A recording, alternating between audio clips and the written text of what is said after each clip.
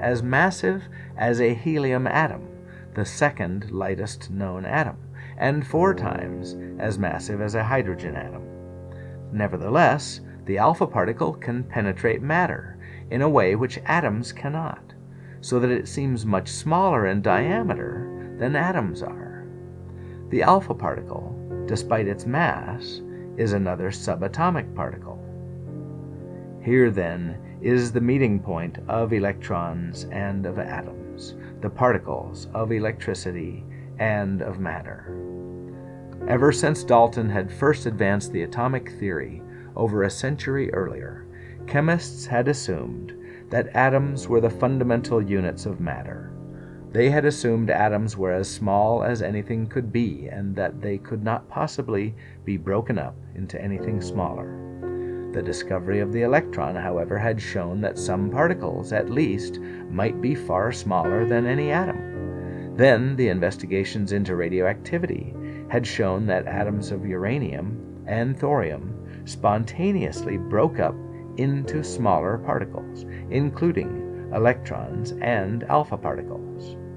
It would seem then that atoms of these elements, and presumably of all elements, were made up of still smaller particles, and that among these particles were electrons.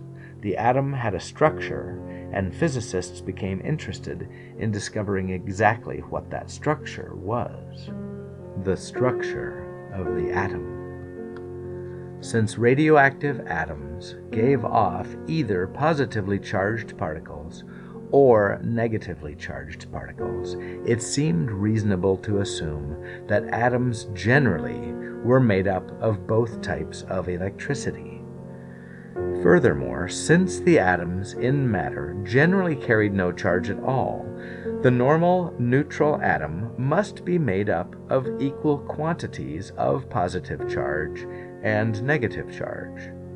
It turned out that only radioactive atoms, such as those of uranium and thorium, gave off positively charged alpha particles. Many atoms, however, that were not radioactive could be made to give off electrons. In 1899, Thomson showed that certain perfectly normal metals with no trace of radioactivity gave off electrons when exposed to ultraviolet light. This is called the photoelectric effect. It was possible to suppose then that the main structure of the atom was positively charged and generally immovable, and that there were also present light electrons, which could easily be detached. Thomson had suggested as early as 1898 that the atom was a ball of matter carrying a positive charge, and that individual electrons were stuck throughout its substance like raisins in pound cake. If something like the Thomson view were correct, then the number of electrons, each with 1 unit of negative electricity, would depend on the total size of the positive charge carried by the atom. If the charge were +5, there would have to be 5 electrons present to balance that. The total charge would then be 0, and the atom as a whole would be electrically neutral. If, in such a case, an electron were removed, the atomic charge of +5 would be balanced by only 4 electrons with a total charge of -4. In that case, the net charge of the atom as a whole would be +1. On the other hand, if an extra electron were forced into an atom, the charge of +5 would be balanced by 6 electrons with a total charge of -6, and the net charge of the atom as a whole would be -1. Such electrically charged atoms were called ions, and their existence had been suspected since Faraday's day. Faraday had known that atoms had to travel through a solution under the influence of an electric field to account for the way in which metals and gases appeared at the cathode and anode.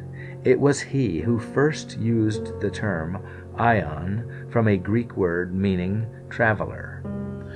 The word had been suggested to him by the English scholar William Whewell, 1794 to 1866. In 1884, the Swedish chemist Svante August Arrhenius, 1859 to 1927, had first worked out a detailed theory based on the suggestion that these ions were atoms or groups of atoms that carried an electric charge. By the close of the 19th century, then, Arrhenius' suggestion seemed correct. There were positive ions made up of atoms or groups of atoms from which one or more of the electrons within the atoms had been removed. There were negative ions made up of single atoms or of groups of atoms to which one or more extra electrons had been added. Although Thomson's model of the atom explained the existence of ions and the fact that atoms could give off electrons or absorb them, it was not satisfactory in all ways. Further investigations yielded results not compatible with the raisins in the pound cake notion. In 1906, Rutherford began to study what happened when massive subatomic particles, such as alpha particles, passed through matter. When alpha particles passed through a thin film of gold, for instance, they raced through, for the most part as though nothing were there. The alpha particles seemed to push the light electrons aside and act as though the positively charged main body of the atom that Thomson had pictured was not solid, but was soft and spongy. The only trouble was that every once in a while an alpha particle seemed to strike something in the gold film and bounce to one side. Sometimes it even bounced directly backward. It was as though somewhere in each atom there was something at least as massive as the alpha particle. How large was this massive portion of the atom? It couldn't be very large, for if it were, the alpha particles would hit it frequently.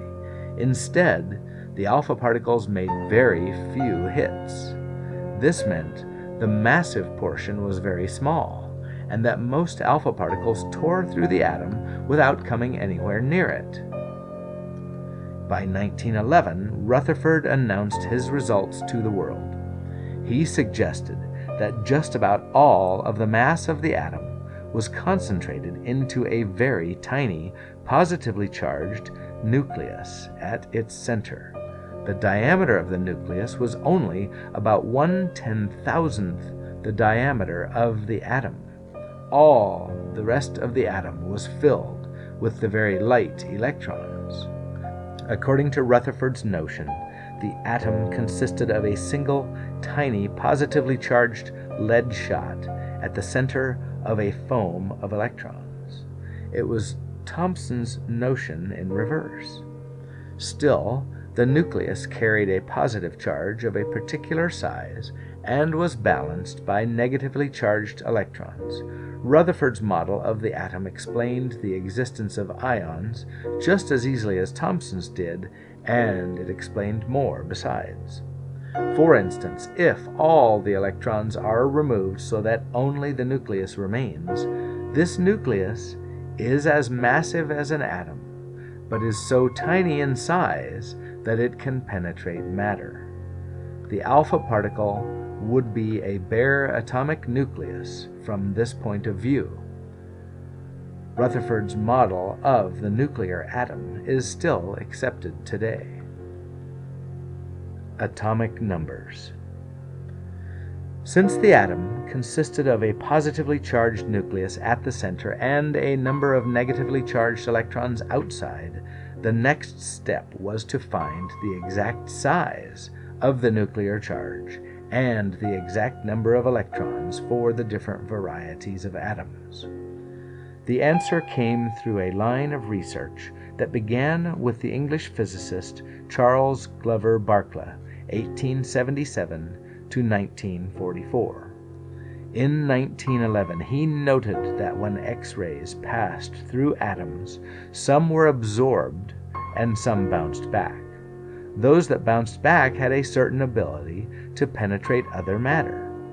When the X-rays struck atoms of high atomic weight, the X-rays that bounced back were particularly penetrating. In fact, each different type of atom seemed associated with reflected X-rays of a particular penetrating power, so Barkla called these characteristic X-rays. In 1913, another English physicist, Henry Gwyn Jeffreys Moseley, 1887 to 1915, went into the matter more thoroughly.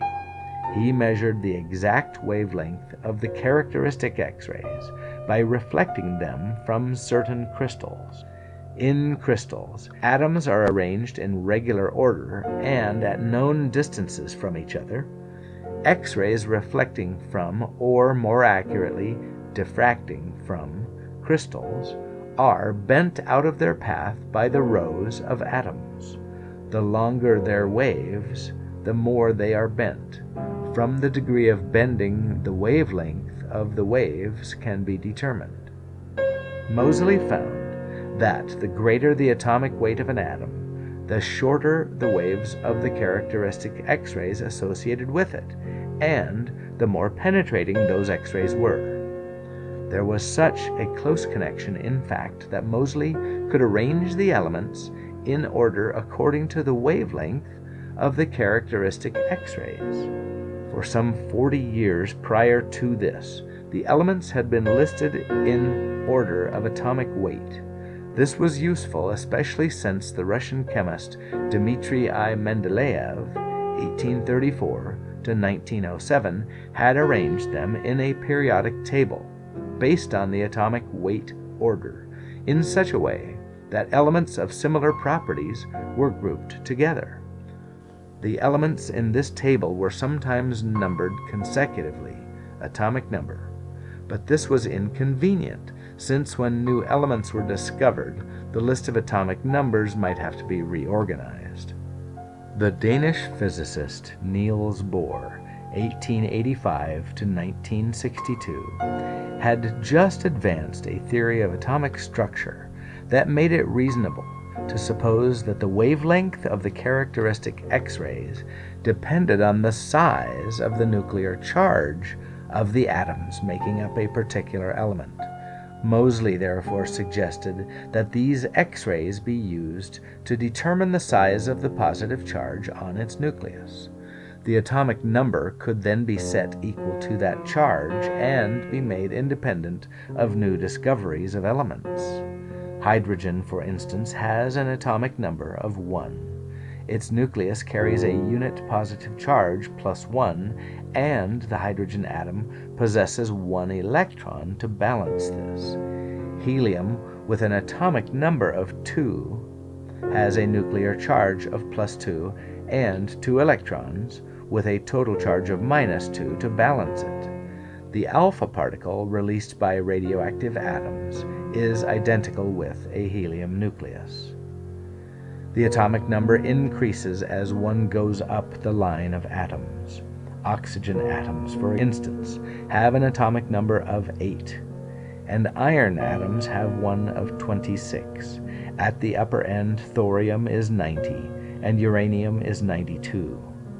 Each uranium atom has a nucleus bearing a charge of +92 and contains 92 electrons to balance this. Once the notion of the atomic number was worked out, it became possible to tell for certain whether any elements remained as yet undiscovered, and if so, where in the list they might be. Thus, when Moseley first presented scientists with the atomic number, it turned out that there were still 7 elements that were not discovered. At least elements with atomic numbers of 43, 61, 72, 75, 85, 87, and 91 were still not known. By 1945, all 7 had been discovered. It quickly turned out that the atomic number was more fundamental and more characteristic of a particular element than was the atomic weight. Since Dalton's time, It had been assumed that all the atoms of a particular element were of equal atomic weight, and that atoms of two different elements were always of different atomic weight. The first inkling and the first proof that this might not be so came through the study of radioactivity. Isotopes.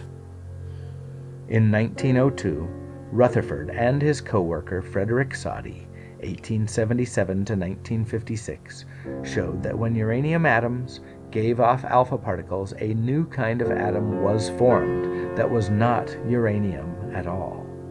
It was this new atom that was eventually found to give off a beta particle, and then another atom of still another element was formed.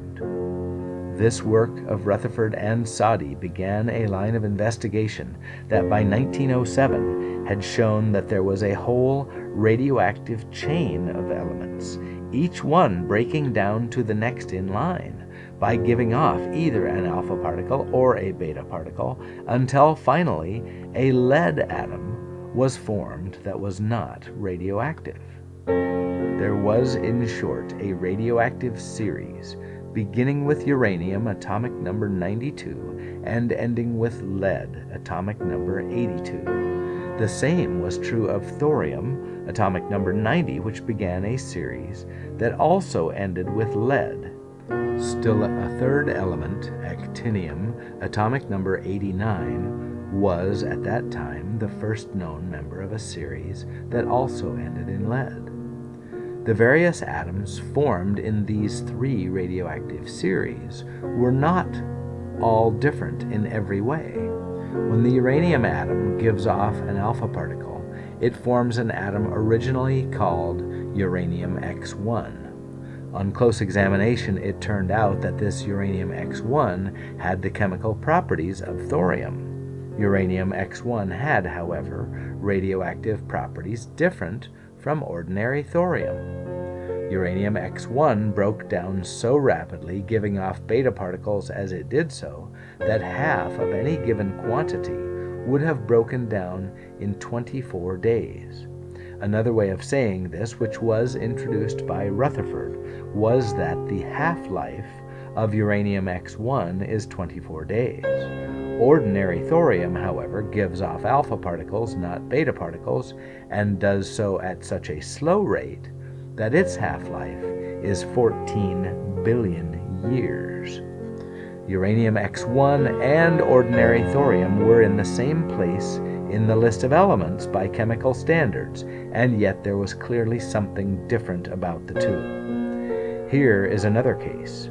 In 1913, the British chemist Alexander Fleck, born 1889, studied radium B and radium D, the names given to two different kinds of atoms in the uranium radioactive series. He also studied thorium B in the thorium radioactive series and actinium B in the actinium radioactive series. All four are chemically the same as ordinary lead. All four are in the same place in the list of elements, yet each is different from the radioactive standpoint. Though all give off beta particles, radium B has a half-life of 27 minutes, radium D one of 19 years, thorium B one of 11 hours, and actinium B one of 36 minutes. In 1913, Soddy called atoms that were in the same place in the list of elements, but which had different radioactive properties, isotopes, from Greek words meaning same place. At first, it seemed that the only difference between isotopes might be in their radioactive properties, and that only radioactive atoms were involved. Quickly, that proved not to be so. It proved that it was possible to have several forms of the same element that were all different, even though none of them were radioactive. The uranium series, the thorium series, and the actinium series all ended in lead. In each case, the lead formed was stable, not radioactive. Were the lead atoms identical in every case? Soddy had worked out the way in which atomic weights altered every time an alpha particle or a beta particle was given off by an atom. working through the 3 radioactive series, he decided that the lead atoms had different atomic weights in each case. The uranium series ought to end with lead atoms that had an atomic weight of 206. The thorium series ought to end in lead atoms with an atomic weight of 208, and the actinium series in lead atoms with an atomic weight of 207. If this were so, there would be 3 lead isotopes that would differ not in radioactive properties, but in atomic weight. The isotopes could be referred to as lead-206, lead-207, and lead-208. If we use the chemical symbol for lead, Pb, we would write these isotopes superscript 206 Pb, superscript 207 Pb, and superscript 208 Pb. We read the symbol superscript 206 Pb as lead-206. Atomic weight measurements made in 1914 by Soddy and others supported that theory. All 3 lead isotopes had the same atomic number of 82. The atoms of all 3 isotopes had nuclei with an electric charge of plus 82, and all 3 had 82 electrons in the atom to balance that positive nuclear charge. The difference was in the mass of the nucleus only. But what of ordinary lead that existed in the rocks far removed from any radioactive substances, and that had presumably been stable through all the history of Earth? Its atomic weight was 207.2. Was the stable lead that had no connection with radioactivity made up of atoms of still another isotope, one with a fractional atomic weight? Or could stable lead be made up of a mixture of isotopes, each of a different whole number atomic weight? And was the overall atomic weight a fraction only because it was an average?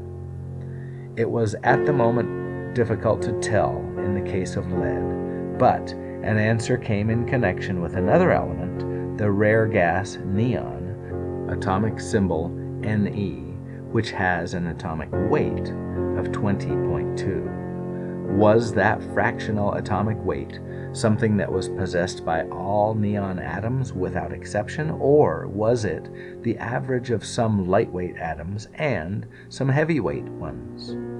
It would be a matter of crucial importance if isotopes of neon could be found, for neon had nothing to do with any of the radioactive series. If neon had isotopes, then any element might have them. In 1912, Thomson was working on neon. He sent a stream of cathode ray electrons through neon gas. The electrons smashed into the neon atoms and knocked an electron off some of them.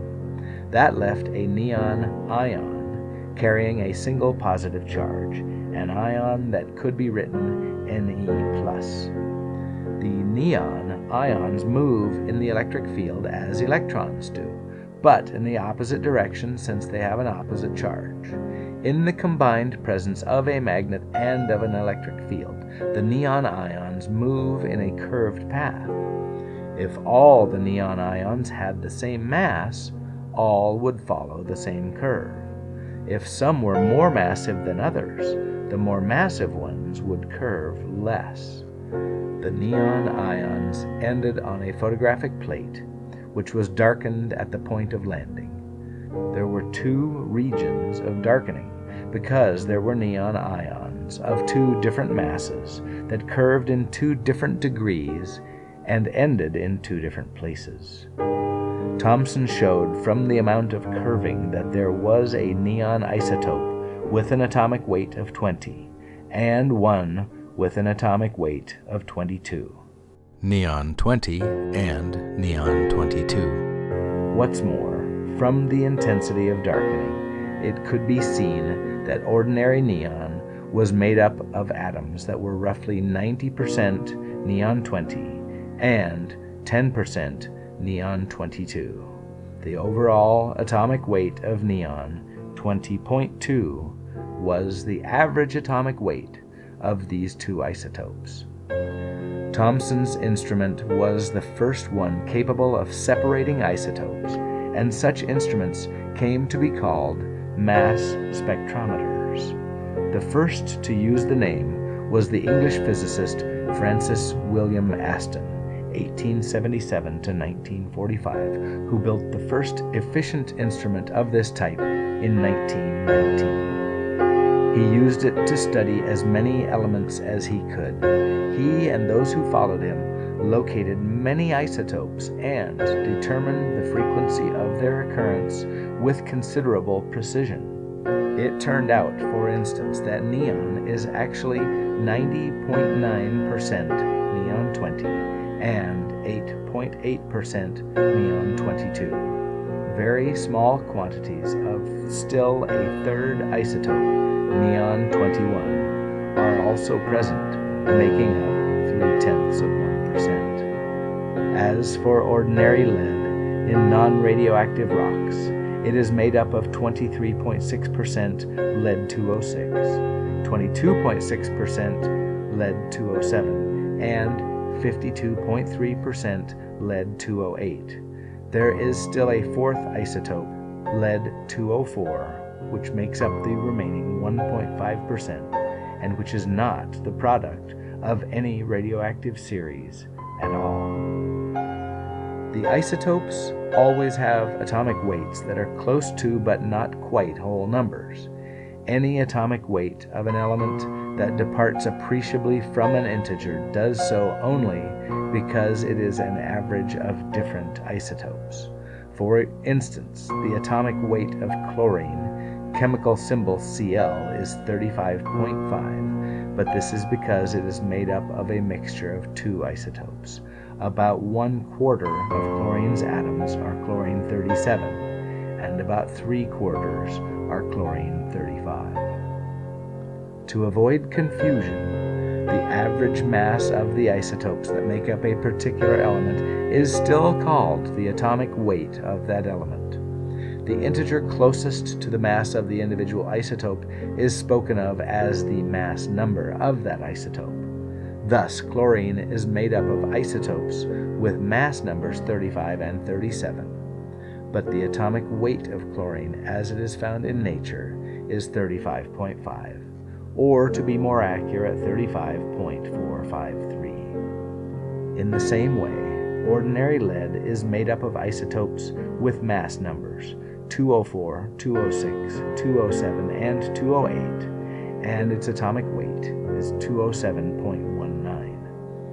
Neon is made up of isotopes with mass numbers 20, 21, and 22, and its atomic weight is 20.183, and so on. If the atomic weight of some element happens to be very close to a whole number to begin with, it may consist of a single kind of atom. For instance, the gas fluorine, chemical symbol F, has an atomic weight of nearly 19, while that of the metal sodium, chemical symbol Na, is nearly 23. As it turns out, all of the atoms of fluorine are of the single variety, fluorine 19, while all the atoms of sodium are sodium 23. Sometimes the atomic weight of an element as it occurs in nature is nearly a whole number, and yet it is made up of more than one isotope. In that case, one of the isotopes make up very nearly all of it, while the others are present in such minor quantities that the average is hardly affected. Helium, for instance, atomic symbol He, has an atomic weight of just about 4, and indeed almost all the atoms making it up are helium-4. However, 1/1000th of 1% of the atoms, or 1 out of a million, are helium-3. Again, 99.6% of all the nitrogen atoms, atomic symbol N, are nitrogen-14, but 0.4% are nitrogen-15. Then, 98.9% of all carbon atoms, atomic symbol C, are carbon-12, but 1.1% are carbon-13. It is not surprising that the atomic weights of nitrogen and carbon are just about 14 and 12, respectively. Even hydrogen does not escape. Its atomic weight is just about 1, and most of its atoms are hydrogen 1. The American chemist Harold Clayton Urey, born 1893, detected the existence of a more massive isotope, hydrogen 2. This isotope has almost twice the mass of the lighter one. No other isotopes of a particular atom differ in mass by so large a factor. For that reason, hydrogen 2 and hydrogen 1 differ in ordinary chemical properties more than isotopes usually do, and Urey therefore gave hydrogen 2 the special name of deuterium, from a Greek word meaning second. In 1929, the American chemist William Francis Giacché, born 1895, found that oxygen was composed of more than one isotope. Its atomic weight had been set arbitrarily at 16 exactly, so it was a relief that 99.76% of its atoms were oxygen 16. However, 0.20% were oxygen 18 and 0.04% were oxygen 17. As you see, oxygen 16 must have a mass number of slightly less than 16.00, and it must be the more massive isotopes, oxygen 17 and oxygen 18, that pull the average up to 16.00. Disregarding this, chemists clung to a standard atomic weight of 16.00 for oxygen as it appeared in nature, preferring not to concern themselves with the separate isotopes. Physicists, however, felt uneasy at using an average as standard, for they were more interested in working with individual isotopes. They preferred to set oxygen 16 at 16.00, so that the average atomic weight of oxygen was 16.0044, and all other atomic weights rose in proportion. Atomic weights determined by this system were physical atomic weights. Finally, in 1961, a compromise was struck. Chemists and physicists alike decided to consider the atomic weight of carbon-12 as exactly 12, and to use that as a standard. By this system, the atomic weight of oxygen became 15.9994, which is only very slightly less than 16. The radioactive elements did not escape this new view either. The atomic weight of uranium, chemical symbol U, is just about 238, and indeed, most of its atoms are uranium-238. In 1935, however, the Canadian-American physicist Arthur Jeffrey Dempster, 1886 to 1950, found that 0.7% of its atoms were a lighter isotope, uranium-235. These differed considerably in radioactive properties. The common uranium isotope, uranium-238, had a half-life of 4,500 million years, while uranium-235 had a half-life of only 700 million years. Furthermore, U-235 broke down in 3 stages to actinium. It was uranium-235, not actinium itself, that was the beginning of the actinium radioactive series. As for thorium, atomic symbol Th, with an atomic weight of 232, it did indeed turn out that in the naturally occurring element virtually all the atoms were thorium-232.